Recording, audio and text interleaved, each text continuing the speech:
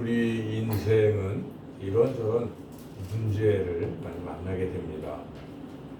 그래서 예수님을 믿는 사람이건 믿지 않는 사람이건 문제를 만나는데 문제를 해결하는 방식이 차이가 있죠. 그래서 보통은 사람들이 문제를 만날 때 단순화해 보면 세 가지 단계로 문제를 해결해 나가는 겁니다. 먼저 이 문제가 뭔지를 잘 생각을 해야 됩니다. 그래서 이게 진짜 문제다 하는 것을 인정해야 되죠. 첫 번째 단계는. 근데 어떤 사람들은 문제가 있는데도 문제를 인식을 못하고 또 문제로 인정을 하지 않고 받아들이지 않는 사람들이 있어요. 내 몸에 질병이 있는데도 그거를 인정을 안 하거나 또 인식을 못하면 어떻게 됩니까? 결국 해결이 안 되고 그 질병으로 죽고 마는 것이죠. 또 내 질병뿐만 아니라 우리 가정의 문제, 또 나아가 사회의 문제, 또 이 나라의 문제, 이런 것들을 우리가 잘 직시를 해야 이게 진짜 문제다 하는 것을 직시하고 인정하면 해결이 보이는 것인데 인정하는 단계가 쉽지가 않습니다. 부인하고 이런 경우들이 많죠. 잊어버리고 싶어하고 그냥 가만히 있으면 되는 줄 아는데 안 되는 거죠. 첫째는 문제를 인정하고 직시하는 단계. 두 번째는 뭐 너무나 당연하지만 문제가 있으면 해답이 있는 것이죠. 그래서 이제 해결책을 찾는 과정인데 해결책을 너무 하나만 생각하면 안 되는 거죠. 일단은 이걸 해결하기 위해서 뭐가 있을까? 1, 2, 3, 4 뭐 여러 가지 다양한 방법들을 다 일단 생각해 봐야 되는 겁니다. 다 생각해 볼 수가 있겠죠. 그럼 이 문제를 해결하기 위해서 이런 방법도 있을 수 있고 저런 방법도 있을 수 있는데 어떤 게 가장 좋은지가 이제 선택을 할 수가 있잖아요. 이렇게 할까 저렇게 할까 하다가 드디어 선택하는 단계가 있습니다. 그래서 문제가 있을 때는 해결책을 잘 찾고 가장 좋은 것을 선택하는 단계가 있는 것이고 이제 마지막 세 번째 단계는 당연히 그 해결책대로 실천에 옮겨야 되는 거예요. 그래서 거기에 집중하고 그대로 해나가면 이 문제가 해결되는 것입니다. 이게 너무나 당연한 것이고 당연한 원리인데 사람들은 문제를 만날 때 당황해서 이런 과정을 겪지를 않거나 그래서 결국은 문제를 안고 살아가고 더 큰 문제 속에 휘말리고 어려움을 겪게 되는 거죠. 그래서 세상 사람들은 어쨌든 이런 단계로 문제를 해결해 나갑니다. 그런데 우리 예수님을 믿는 그리스도인들은 그 방법이 다릅니다. 그래서 오늘 이 주신 이 말씀을 통해서 우리는 이야기가 두 개가 나오잖아요. 앞에 수로보니게 여인의 이야기가 나오고 뒤에는 들리지도 않고 말하지도 못하는 한 사람의 이야기가 이렇게 나와요. 그래서 수로보니게 여인이 귀신 들린 딸의 그런 문제를 갖고 있고 뒤에는 이제 본인 스스로 듣지도 못하고 말하지 못하는 문제를 가진 두 사람이 오늘 이야기에 공통점이 있어요. 해결이 되는 거예요. 해결이 되는데 예수님이 해결해 주셨다는 것이죠. 여기에 공통점은 예수님께서 문제를 한꺼번에 해결해 주셨다 하는 것입니다. 그래서 우리 그리스도인들은 어떻게 하는 것입니까? 문제를 누가 해결해 주십니까? 우리 스스로 해결해 하려고 하는 것이라기보다는 가장 먼저 생각할 것은 우리 주님이 해결해 주신다. 이런 믿음이 우리에게 가장 필요한 것입니다. 항상 하나님이 나의 문제를 해결해 주신다는 믿음을 갖는 것이 가장 중요합니다. 만약에 그게 없으면 하나님을 믿는 게 아니에요. 예수님을 믿는 게 아닌 것입니다. 그냥 자기가 사는 거죠. 자기가 상관없이. 그런데 우리가 하나님을 믿고 예수님을 믿고 한다는 이 자체는 하나님이 해결해 주신다 하는 걸 먼저 우리가 분명히 이걸 믿고 그렇게 나가야 우리가 정말 문제를 해결을 받게 될 줄로 믿습니다. 왜냐하면 우리의 힘과 능은 사실 아무것도 아닙니다. 사람들은 다 지혜를 내서 한다고 하지만 되지가 않아요.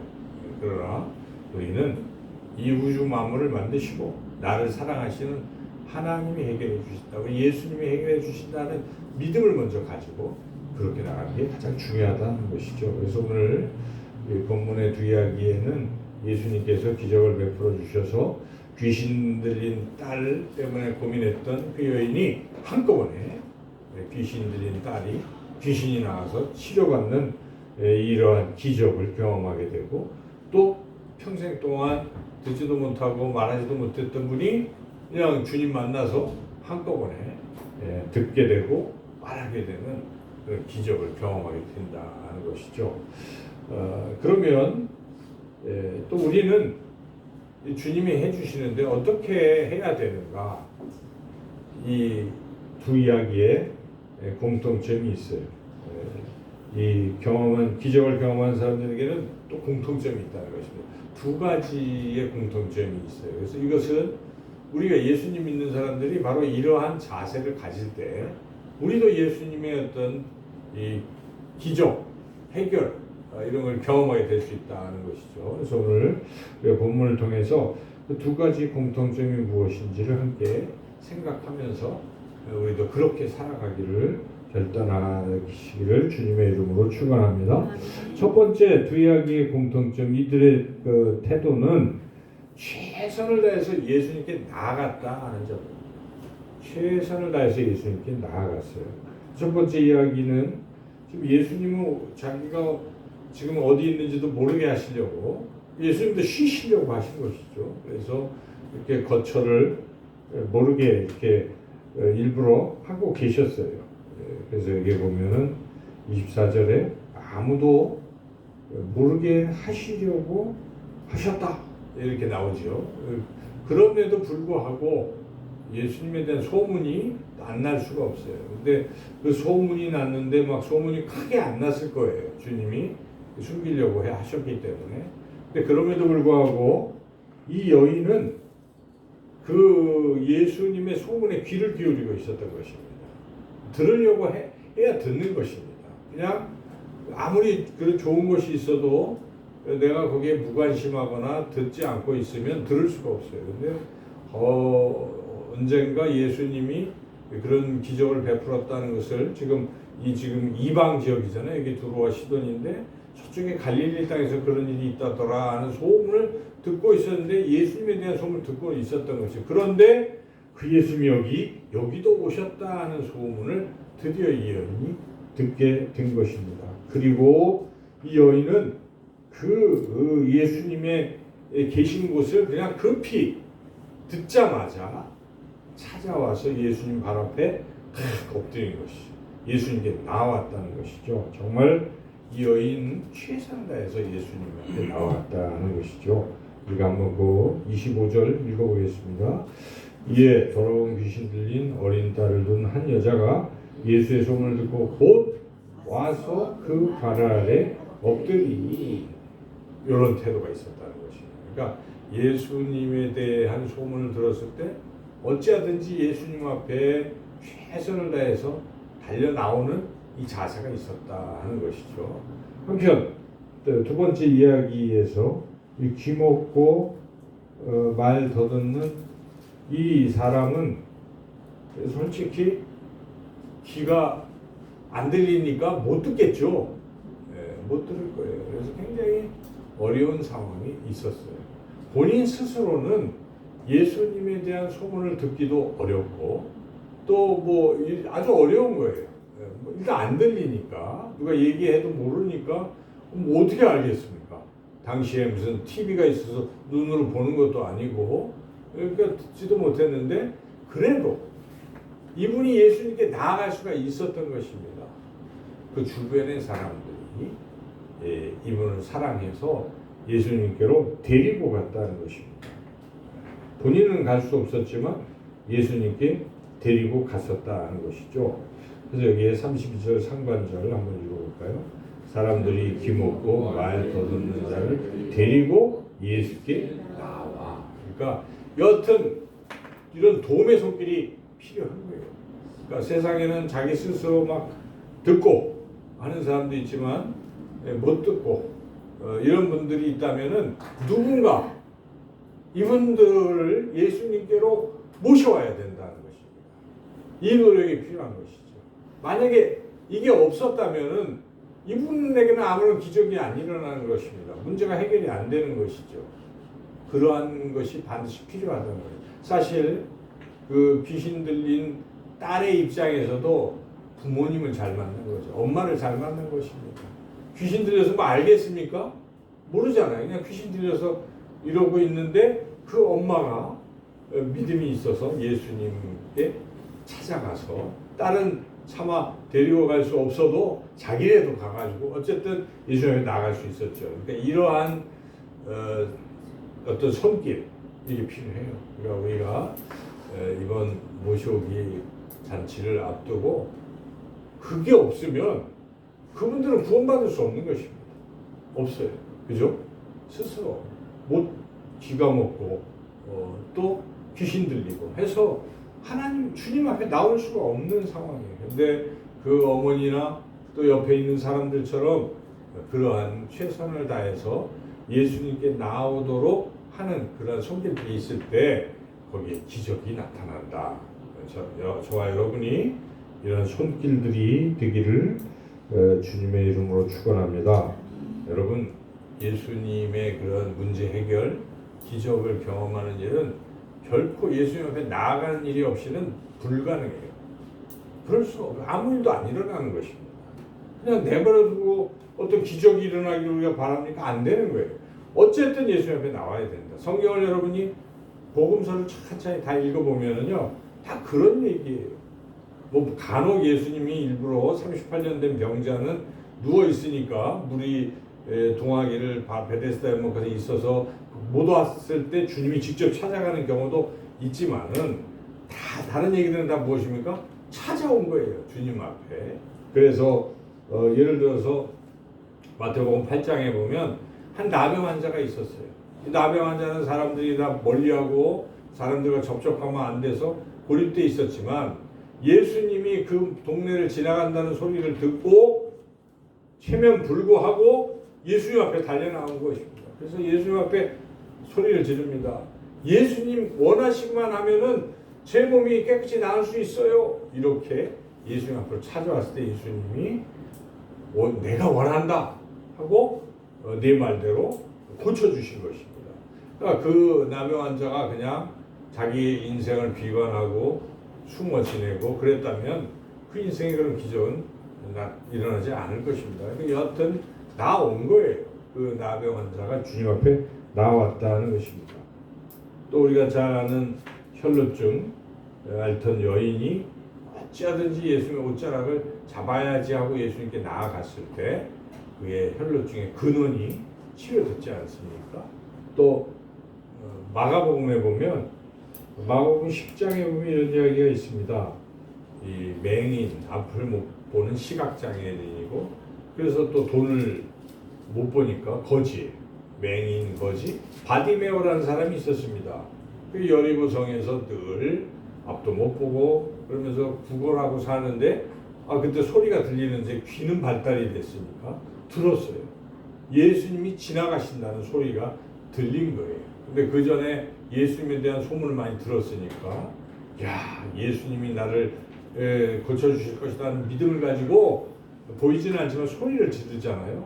다윗의 자손 예수여 나를 불쌍히 여겨달라고 소리를 지릅니다. 사람들이 뚝박 지르면서 야 시끄럽다 하고 막 해도 더욱 소리를 질렀다고 나옵니다.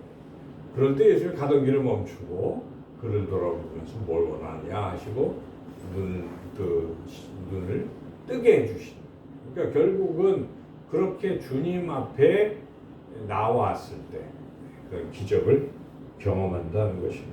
삭개오도 우리가 다 잘 아는 겁니다. 삭개오도 누가복음에 제가 순서대로 보는 거예요. 마태, 마가, 누가복음 19장에 보면은 삭개오 이야기가 또 나옵니다. 삭개오도 사람들을 피하는 사람이었어요, 원래. 왜냐하면 돈은 많고 세무장으로서 여리고의 세무서장이지만 권력은 있었지만은 이 사람들이 싫어하니까 안 나타나는데 예수님이 오셨다는 소리를 듣고 만나보고 싶었던 것입니다. 그래서 많은 사람들 속에 좀 숨어 있는 듯 하다가 도저히 안 보이니까 뽕나무 위로 올라갔다가 예수님을 본 것이죠. 그때 예수님이 삭개오야 내려와라. 내가 오늘 네 집에 거해야 되겠다. 이래서 그가 구원을 받지 않았습니까? 그러니까 삭개오도 그냥 집에만 있었으면 아무 일도 없었지만은 나와왔을 때 그가 구원받는 기적을 경험했다는 것입니다.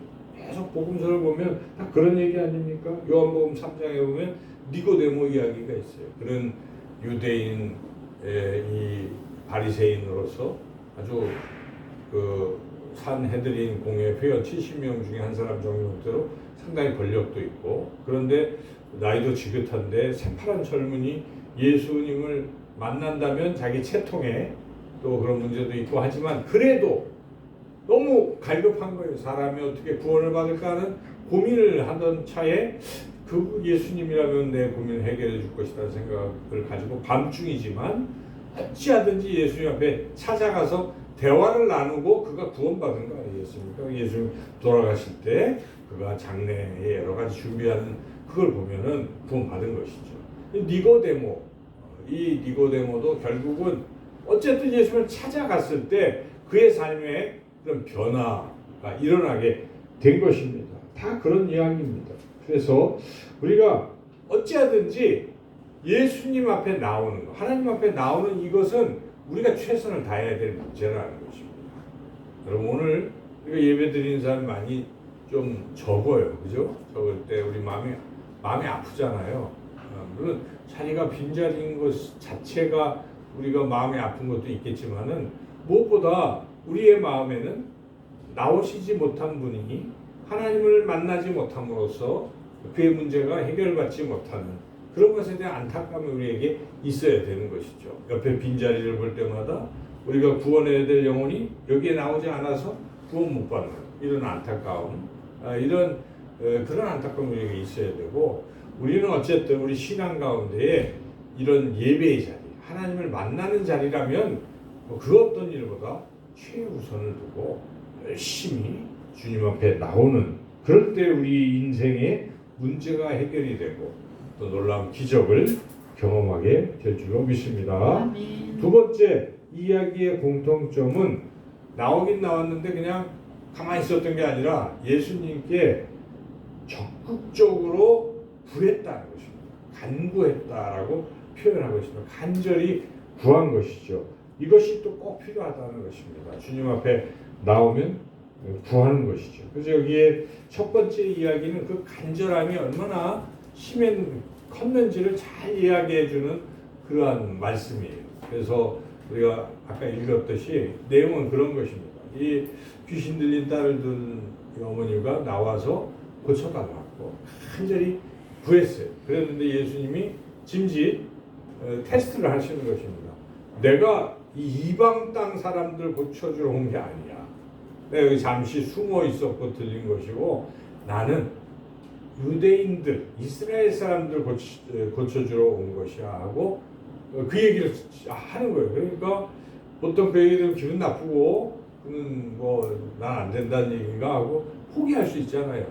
자존심 상하고 너 아니면 뭐 고쳐줄 수 없냐 이렇게 할 수도 있어요. 보통 사람들의 성정이라면. 그러나 이분은 그렇게 안 하잖아요. 이런 얘기 하잖아요. 자기가 비유를 드는 거예요. 개들도 개에게 줄 수 없다 이렇게 비유를 했기 때문에 개들도 주인 상에 떨어지는 부스러기는 먹는데 그럼 부스러기 은혜라도 저에게 주시면 안 되겠습니까? 하고 이 여인이 예수님께 또 부탁을 하고 있는 것입니다. 그때 예수님 네가 그 말을 했기 때문에 너에게 은혜가 임하고 기적이 임할 것이다 라고 예수님이 말씀하신 그 믿음을 보신 것입니다. 얼마나 간절히 구하는가, 포기하지 않고 구하냐가 굉장히 중요하다는 것입니다. 주님은 그걸 귀하게 보신다는 것입니다. 여러분 우리가 그런 게 필요해요. 한 번 하고 포기하고 기도했더니 응답도 안 되고 아무것도 아니고 그리고 보통 내려놓을 수가 있는데 그러면 안 되는 거예요. 간절히 하나님은 그걸 원하십니다. 우리가 아직 간절함이 부족하기 때문에 응답이 안 됐을 수도 있어요. 그래서 우리는 간절함을 채워야 될지 모릅니다. 더 간절하게 하나님께 부르짖어 계속 기도할 필요가 있다는 것입니다. 그때 기적이 일어난다는 것이죠. 그래서 여기 또 두 번째 이야기에서도 그 데려온 사람들이 데려오기만 하고 눈치만 본 것이 아니라 적극적으로 와서 예수님 이 사람 말도 못하고 듣지도 못하는데 불쌍히 여기시고 좀 손이라도 여기다 얹어서 안수라도 해주세요 하고 간절히 옆에서 막 그렇게 했을 때 주님이 그에게 만지시고 그가 못 들으니까 손으로 이렇게 넣으시고 침도 또 뱉으시고 또 말 못하는 혀에다가 이렇게 손으로 침을 뱉어서 그렇게 하신 것은 그 기먹고 말 못하는 사람에게 내가 너 고치고 있다는 걸 알려주기 위한 것이죠. 말로는 잘 못하니까 행동으로 주님은 친히 그에게 고쳐주는 것을 확인시키면서 치료해 주신 것이죠. 에바다 하면서 그렇게 귀가 열리고 눈이 열리고 입이 열리고 그래서 치료를 받는 기적이 일어났죠. 거기에도 그 데리고 온 사람들의 그 간절함이 있었기 때문에 이런 기적이 일어났다는 것입니다. 우리 예수님도 기도하실 때 간절히 기도하신 것을 우리가 알 수 있습니다. 마치 땀방울이 핏방울이 되는 것처럼 그렇게 간절히 3번씩이나 계속 겟세마네에서 기도하시고 그렇게 하셨을 때 하나님의 뜻을 다시 한번 확신하고 십자가를 향해 가신 것 아니겠습니까? 히스기야 왕이 하나님이 이제 생명이 다 됐다라고 말씀하셨지만 그래도 하나님하고 벽을 향해서 간절히 살려달라고 기도했을 때 하나님께서 그 눈물을 보시고 그 간절함을 보시고 생명을 15년 다시 연장시켜 주셨다는 것을 우리는 성경을 통해 깨닫습니다. 이 진리가 무엇입니까? 하나님은 우리의 간절함을 원하신다는 것입니다. 간절히 눈물로 부르짖어 기도할 때에 하나님은 우리에게 기적을 베풀어 주시고 문제를 해결해 주실 줄로 믿습니다. 행복을 찾아서라는 그런 영화가 있어요. 이거는 우리가 꼭 봐야 될 영화 중에 하나예요. 행복을 찾아서 2007년도니까 한 20년 전 영화인데 제가 그래서 어제 그걸 2시간에 걸쳐서 봤어요. 실제로 오늘 말씀을 전하기 위해서 행복을 찾아서라는 영화를 봤는데 우리가 언젠가 한번 보면 참 좋겠다는 생각이 드는데요. 그 줄거리는 그런 겁니다. 이제 아버지가 결혼을 해서 한 서너 살 되는 아들을 뒀어요. 근데 이제 사업을 좀 하려고 나름대로 의료 기기를 돈을 투자를 해가지고 샀어요. 이게 팔면 되는 거예요. 그래서 여기저기 병원을 다니면서 하는데 그게 별로 좋지 않아요. 비싸기만 하고 안 팔리는 거예요, 뭐가. 그래서 투자를 다 했는데 이게 안 되니까 굉장히 어려워지는 거예요, 생활이. 그래서 그 부인은 어디서 허드렛 일을 하면서 생계를 꾸리고 하는데 해도 안 되는 거예요. 그러다가 이 아버지가 이제 막 안 팔리고 막 그러니까 아내도 슬슬 이제 막 싸움이 나고 고지서는 날라오는데 갚을 길은 없고 뭐 집 이제 세든 거는 이제 나가야 되고 굉장히 절박한 상황에 이제 처하게 되고 이렇게 하니까 이게 안 팔리고 하니까 이 아버지가 길을 가다 보니까 아주 굉장히 멋있는 스포츠카를 탄 어떤 사람이 거기서 탁 내려서 빌딩으로 들어가는 걸 보면서 가서 실례지만 제가 2가지만 여쭙겠습니다 하면서 하나는 지금 어떻게 이렇게 돈을 버셨느냐, 성공의 비결이 뭐냐, 또 직업이 뭐냐, 뭐 그걸 물어본 거예요. 그랬더니 나도 할 수 있냐 물어볼 때 그 이제 사람이 답변을 해주기를 이 돈 계산 잘 하고 사람 만나는 걸 즐거워하면 할 수 있습니다. 자기 직업은 이렇게 뭐 주식 상담 뭐 이거 하는 사람입니다. 이렇게 얘기를 해주니까 그 다음부터 이제 이 남자가 자기도 그걸 하겠다고 이제 직업 이거 팔리지가 않으니까 어찌하든지 이제 거기에 뭐 하는 그런 내용들이 쫙 나와요. 그래서 막 투쟁을 해가지고 어쨌든 그 회사에 막 간신히 인턴 그 면접 시험을 볼 수 있게 됐어요. 그것도 안 되는데 이제 막 그 노력을 해갖고 됐는데, 문제는 그 사이에 생활은 점점 어려워져서 집에 고지서가 날라오고 하다가 급기야 돈을 못 내갖고 경찰이 찾아와서 이 사람을 이제 체포했어요. 근데 이 사람이 내일이 면접 시험인데 체포를 당한 거예요. 그래가지고 벌금을 못 내서 체포가 돼서 거기서 이제 사정을 얘기해가지고 이제 딱 면접 시간 30분 전에 이 경찰서 유치장에서 나오게 돼가지고 거기서도 막 뛰는 거예요, 면접장. 근데 차림새는 그야말로 이제 허름해요. 그 집에서 쫓겨나기 전에 집세를 안 내니까 페인트 칠이라도 하라 그래가지고 페인트 칠 하다가 잡혀갔기 때문에 복장은 영 형편없이 이런 복장인데 면접 시간은 30분 막 뛰어갑니다. 그래서 가서 드디어 이제 면접을 보게 되는데, 이제 면접관이 우리가 당신을 채용할 이유가 뭐냐 하면서, 만약 우리 당신이라면 그렇게 와이셔츠도 대충 입고 이 허름하게 온 사람을 뭐 무슨 일로 채용을 하겠느냐 하면서 이제 면접관이 얘기했을 때 이 사람은 굉장히 또 적극적이에요. 이 제목이 행복을 찾아서인데 어쨌든 열심히 답변을 합니다.